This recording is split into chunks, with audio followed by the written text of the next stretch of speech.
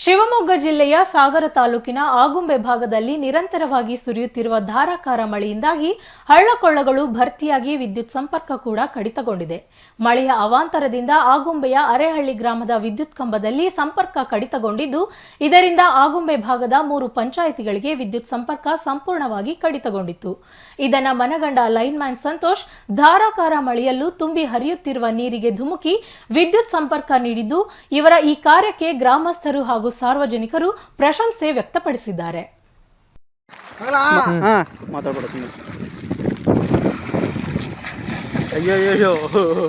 ಅಯ್ಯೋ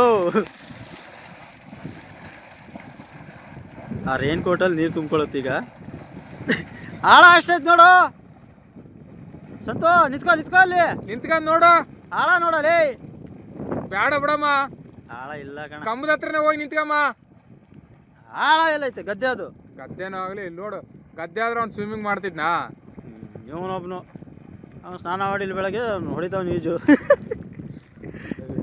ನಿಂತಾನ ಕಣ, ಅಲ್ಲಿ ಏನಿಲ್ಲ, ಈಗ ಸೊಂಟದಷ್ಟೈತೆ ನೀರು. ನಡಿ ಹೋಗ ಅದು ನೋಡ್ಕೊಂಬ. ಹಂಗೆ ಹೋಗಿ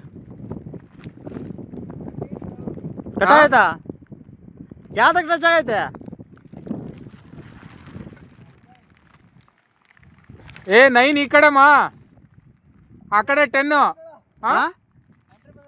ಹಾ ಎಂಟ್ರಿ ಪದ ಆ ಗೈ ಕಟ್